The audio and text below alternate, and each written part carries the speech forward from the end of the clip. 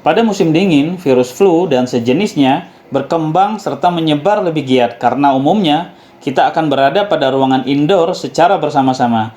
Dan juga pada musim dingin, sistem imun kita cenderung lebih lemah yang tentu saja membuat kita mudah untuk terpapar.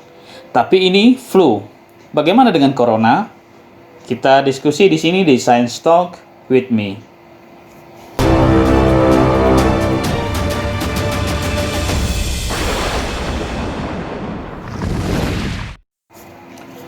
Halo, assalamualaikum. Ketemu di vlog saya lagi. Kita tetap konsisten diskusi tentang sains yang berkaitan dengan atmosfer, couple atmosfer dengan laut dan bumi yang memang menjadi konsen saya di sana.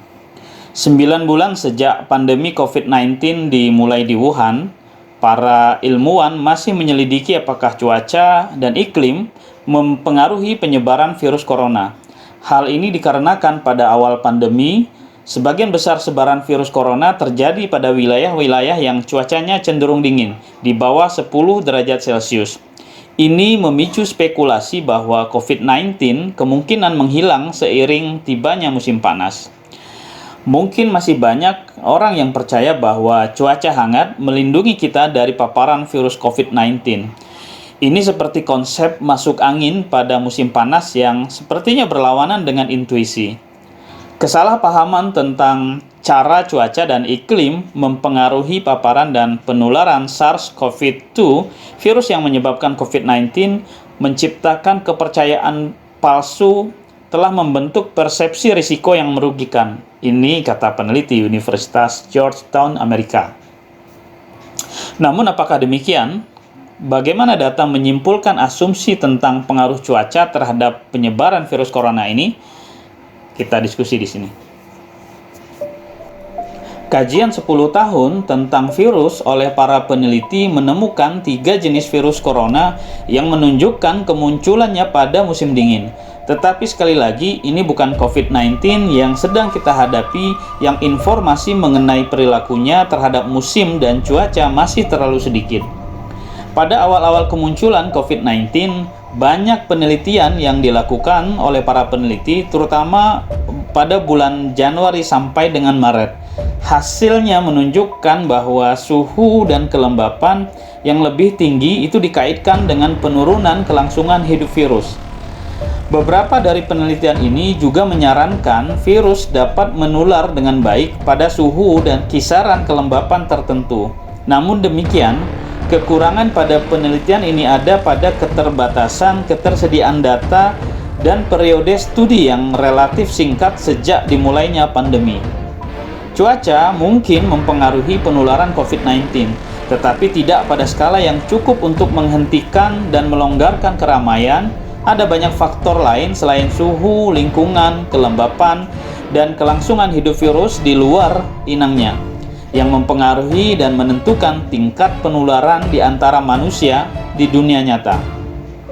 Yang membahayakan adalah pemahaman tentang hubungan cuaca dan COVID-19 ini menjadi saran penyesuaian bagi kebijakan publik.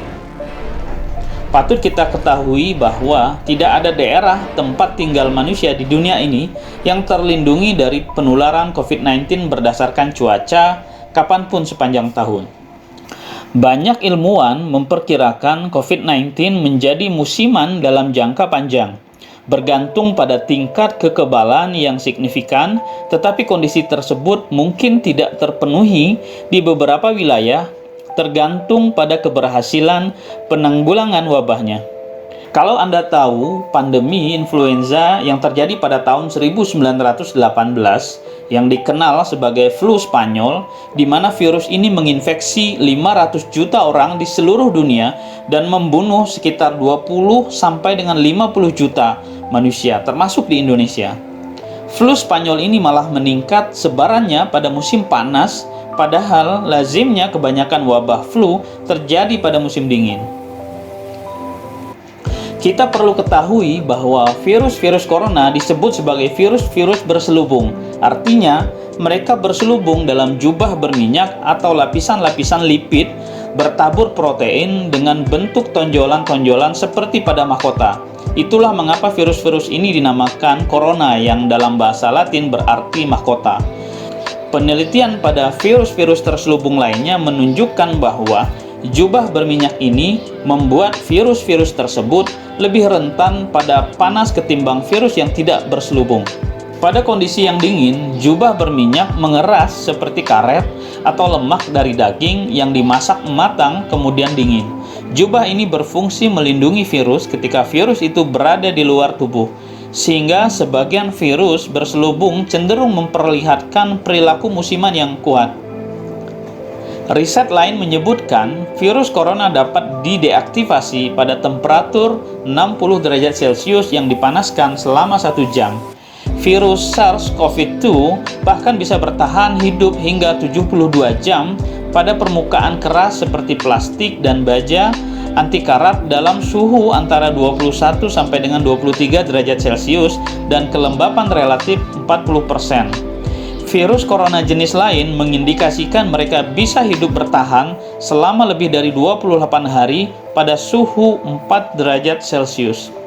Namun, untuk menghubungkannya dengan perlambatan sebaran terhadap cuaca dan iklim masih jauh dan belum memperlihatkan korelasi yang signifikan, bahkan tidak. Di Indonesia yang justru berada pada wilayah yang cenderung hangat, kisaran temperatur rata-rata antara 23 sampai dengan 28 derajat Celcius, infeksi corona justru semakin menjadi-jadi, di mana angka harian infeksi mencapai 3.000 lebih dengan total kasus per 30 Agustus 2020 mencapai 172.053 kasus. Daerah-daerah urban seperti Jakarta, Jawa Timur, Jawa Tengah, Sulawesi Selatan, dan Jawa Barat ini mendominasi sebagai kasus terbanyak di Indonesia. Negara-negara yang memiliki iklim yang serupa dengan Indonesia seperti Singapura, Filipina, Malaysia, Thailand juga mengalami kondisi yang hampir sama. Bahkan Vietnam yang sempat bersinar sebagai negara dengan kasus yang minim, namun akhir Juli hingga Agustus mengalami lonjakan yang cukup signifikan. Lihatlah data update corona dunia. Dari semua negara terdampak, laju sebarannya tidak memperlihatkan koherensi terhadap cuaca dan iklim. Jadi, masihkah kita meyakini cuaca dan iklim merupakan penghalang sebaran virus corona? Oleh karena itu, pembuat kebijakan dan masyarakat tentunya harus sangat berhati-hati ketika menafsirkan hasil dari studi yang melihat dampak cuaca atau faktor lainnya terhadap penyebaran COVID-19.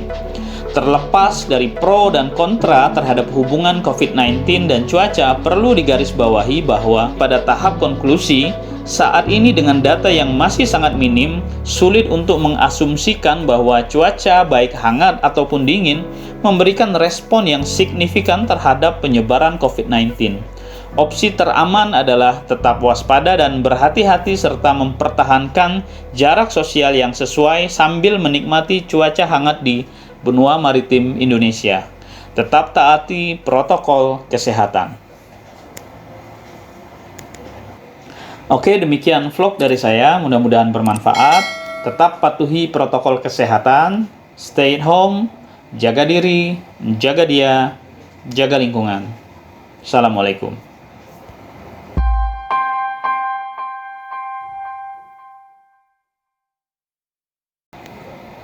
Sepertinya tidak ada opsi terbaik saat ini yang bisa kita lakukan selain menjaga jarak, hindari keramaian, tidak berpergian selagi bisa, gunakan masker, serta mencuci tangan. Hidup sehat, olahraga, semoga kita terhindar dari wabah. Have a good day.